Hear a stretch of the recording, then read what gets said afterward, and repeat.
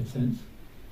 So if I don't have a conviction inside of my heart that I need to feel all of my own pain and I need to release it in order to feel it and get it off me, and I'm not convinced by that truth, then I'm going to be quite easily swayed onto another wrong path. So while I might recognise this path in this direction is wrong, I won't recognise that this one is. You understand? And this happens to a lot of people. They recognise the path they're on is not right, but all they do is switch to another path. Sometimes the path they're switching to is even worse, unfortunately, because there's no of God standard in choosing the path. The only standard is, I need to avoid my pain. And that's a very, very evil standard. It causes most of the evil on earth, that standard, actually. Most of the evil on earth is caused by every single person trying to avoid their own pain. And when you want to avoid your own pain, you will visit it upon another, without doubt. It might be a partner, it might be friends, it might be people you meet throughout your life, but you will visit it upon another if you avoid it. The only way you can be free of pain is to go through the pain in a manner and clear it out so that it's not there with you anymore. Pain is a burden that's going to, while it's within you, is going to ruin your life. And while you treat it like a nursery, like when you try to nurse it, you treat it like a baby you have to care for, you're going to make your life worse. You have to treat your pain like it's something I can release, and I can go through the process of releasing it and experience it and release it and let it go, and then after that you'll be free. Free, and the freedom that comes from that is going to help you a lot with the rest of your life, including help you a lot to have some moral courage. Tim? So we have to have the moral courage to feel our pain, basically. Yes, this is one of the very first things you need moral courage with. One of the very first. You could say you have to have the moral courage to be humble, which is another way of saying I have to have the moral courage to feel my pain. So I have to learn how to be humble, right? Very important part of your progress. Without learning how to be humble, you are not probably going to do the next steps required to receive any more of God's standards. One of God's primary standards with regard to your emotion is that you must learn to feel your own emotion. You must. That is an undeniable fact that you must come to terms with. And if you choose to keep avoiding your own emotion, you will always sin. You will. By the choice of avoiding your own emotions, you will end up sinning. You must learn how to have your emotions, even those emotions that were painful. Right? It's sort of like you get to a point where you even enjoy that, because every release, it feels like a release. Do you understand? Like every emotion, unhappy emotion or sad emotion, or you could say painful emotion, every emotion, one of those that you feel afterwards, you feel so good after it's gone that you'd want to do it again and again and again to get rid of all of them. You follow? And once you have that faith in that, that's another one of God's standards. God's standard is, Tim, I created you to be an emotional being. You need to have all of your own emotions. Yep.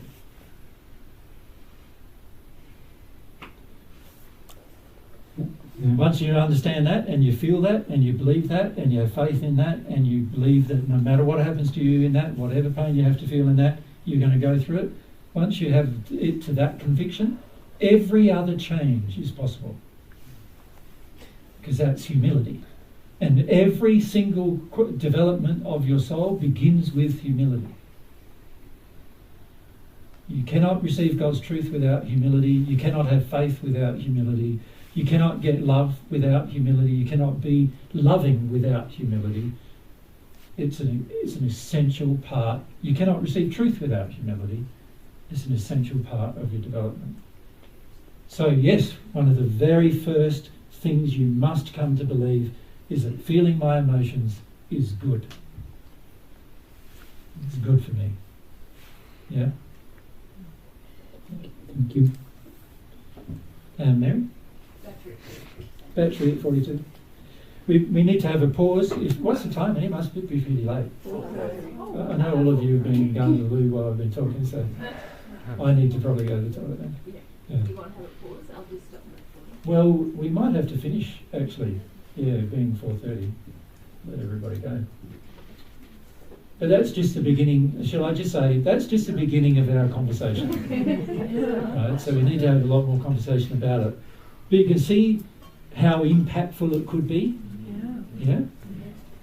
Getting to the stage where you are able to live life based on love and truth, and you're so firm in it that you cannot be shifted.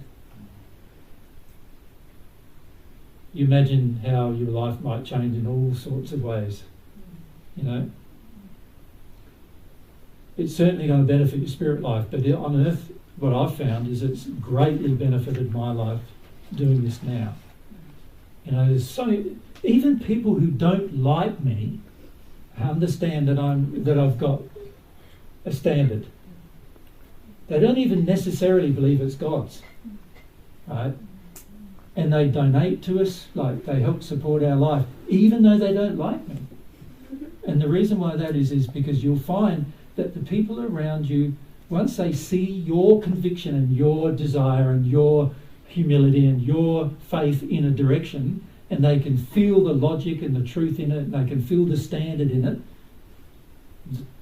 they feel impelled to help even though they don't necessarily like you very much doing it. And one reason why they don't like you very much doing it is because they feel confronted all the time by it, but they still feel it's right. It's really interesting what happens. Yeah. So I just encourage you to start contemplating the humility required to live by the standard no matter what.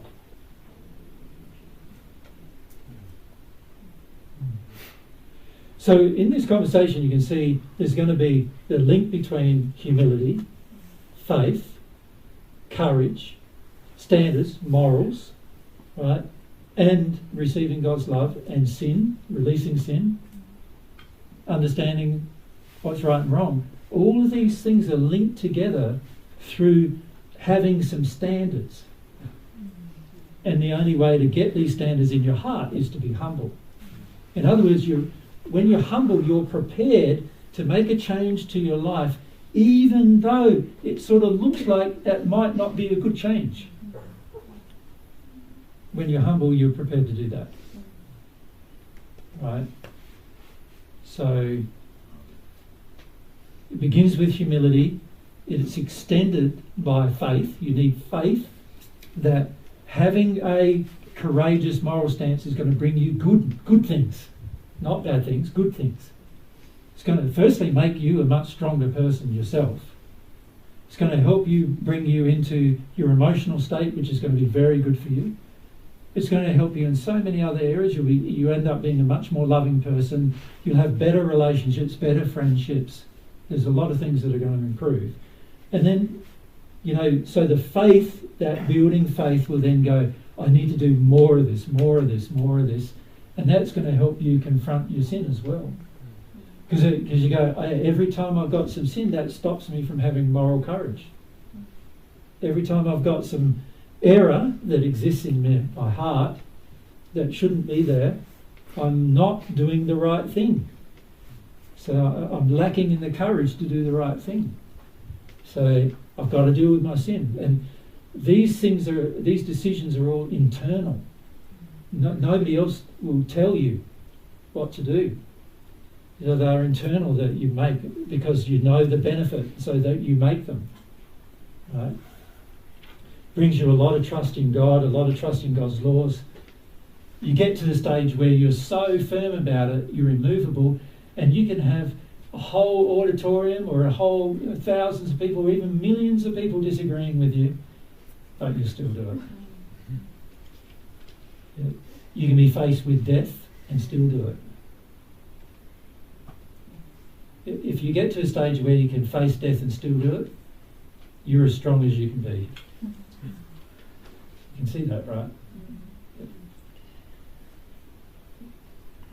And that's really what God wants for all of us, to be as strong as we can be, like to be the person He designed us to be. Strong, capable, self-responsible, loving, faithful, humble persons who are able to live in harmony with God's truth because it makes them happy. You'll be extremely happy.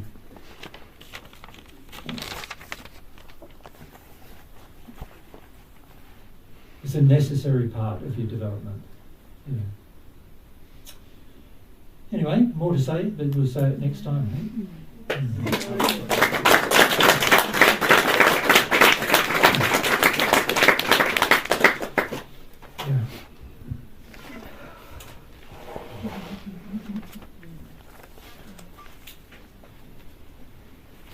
I love it.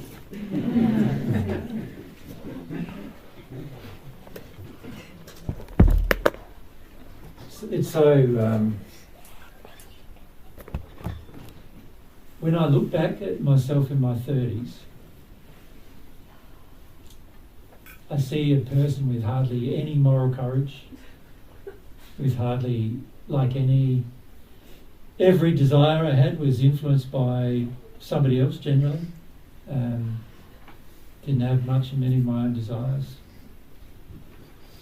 If somebody put some pressure on me, I generally gave in. People just had to get a little bit angry with me and I gave in, yeah. But also when I did give in, I was resentful, I didn't want to do that, you forced me into doing that kind of feeling. And I go, now when I look at it, they didn't force me into doing anything aside from forcing me into having a bit more courage. Was that a life crisis that triggered that, or was it sort of gradual? All fast. Was it a life crisis, or was it what else? Well, the beginning of it for me was a life crisis, certainly. But after a little while, no, it was more. I learnt the first lesson, which is I must have the moral courage to feel my own feelings, and I must stop blaming everybody else for them. And that had a huge impact on my life after that. Well, I learnt that between the ages of 33 and 40, and it made an incredible difference to my ability to receive God's truth. And just that one thing, being humble enough to recognise that moral truth of God's, that I must learn to feel my own emotion, and that must be a priority in my life. That I'm sensitive enough to feel my own emotion and not dump my feelings on others and not blame others for my feelings. It's a very, very important stage. And that stage happened, like I said, between 33 and 40. Once that happened, then I could be presented with lots of other truths that I could accept very, very readily. But it took me from 33 to 40 to learn that truth, really. Does that make sense? So it took me 33 to 40 to recognise I must get in this condition where I desire my feelings and have them, and not be resentful about it, and not blame other people about it, and not, condemn God for it, and realise that this is how God made me to be. It's a fundamental truth. Once you recognise the fundamental truth of humility, then you can begin receiving lots of truth after that. If you don't receive the fundamental truth of humility, then receiving more truth is almost impossible. Yep. So many of you, I feel, are close to that stage, yes, where you're recognising the importance of humility properly, and this is very good. I know it's a painful place, but it's a very good place, right? Very powerful place it will be in your life if you do it. But you've got to get through that stage before other truth can come. Unless you're in a humble state, God can't share further truths with you. And you've got to be in a humble state, which is the humility, and a faithful state, which is the desire. Right? So you need both. You need the humble state first, and then in a little while you'll get confidence and faith in the humble state. Once you have confidence and faith in the humble state, now your faith will drive you in the direction of humility, and that will, and once that is even partially complete, you'll be able to receive more truths, and they'll touch your heart and you'll change. It's only then that change actually happens. Before then, it doesn't happen. So many of you have struggled with the concepts of truth for a long time without really getting to the state of humility yet. So that's where there's the internal argument all the time that happens, right? And many of you know that internal argument because you've experienced it for now a number of years.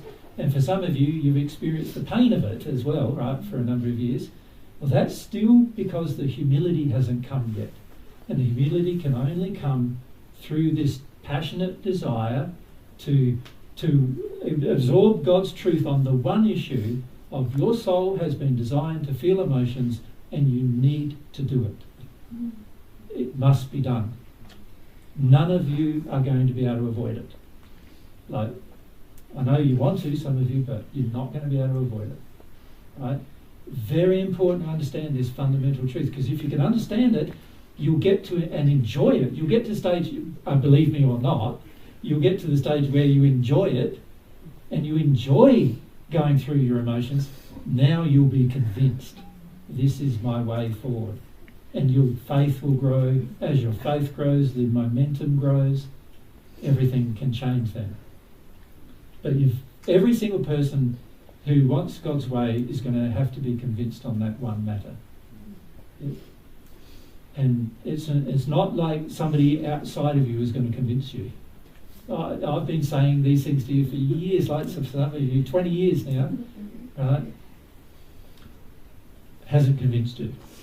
What's going to convince you is the experience. That's what's going to convince you. And being prepared to go through that experience.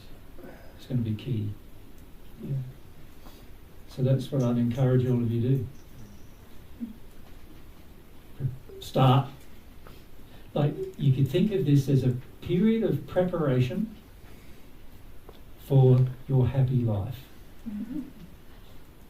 Does that make sense? Like, humility is the preparation for a happy life. Without humility, life cannot be happy.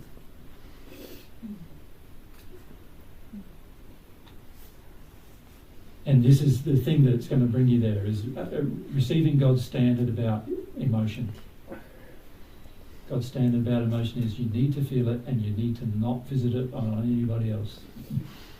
Not visit your unhealed stuff on other people. That's God's standard. It's unrighteous for you to visit your unhealed emotion on other people. Yeah? You must go through it yourself. So you think about a lot of the training you're getting in God's way. We've been trying to lead you towards that state, right? And many of you, we've even given you correction. We're saying, no, you need to go away for a few months to let yourself feel about how you don't want to do that. And the reason why we're doing that is because we're trying to help you see that humility is the very first point that you're going to have some faith on. Nothing else can really happen without it. And you're going to need some courage morally to go, this is a truth. You need to recognise this is God's standard of how the soul works. Right? And you're going to have to recognise it internally and get to the stage where you want it for yourself. And then you won't need anybody driving you. You won't need anybody raising with you. You won't need Eloisa to come along on a weekend and say you're being unloving now. You really won't, because you'll have enough humility to know you're being unloving when you are being unloving. Does that make sense? Like, a person who's humble knows they're being unloving when they are being unloving. But they know it. They don't argue the point, you know?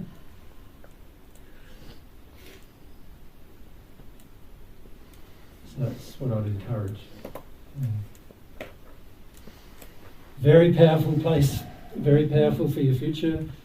Very powerful for your happiness.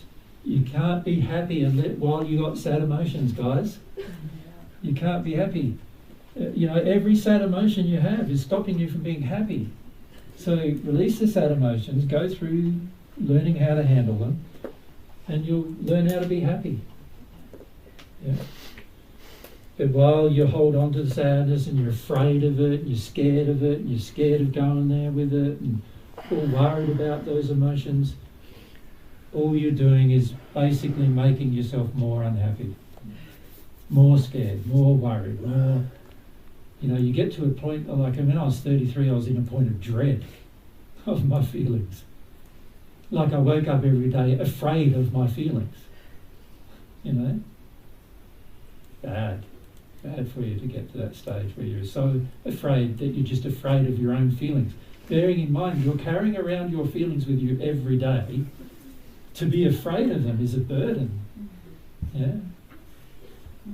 It's a terrible burden that majority of people on earth willingly carry because of they tell themselves lies. They don't have any courage to face the moral truth that you're capable of feeling all of your own emotions, no matter how bad they are, and also no matter how good they are.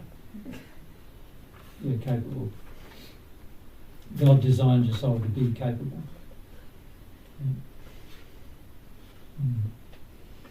So I'd just like to encourage you to do that. Got opportunities this week? There's always opportunities in every week.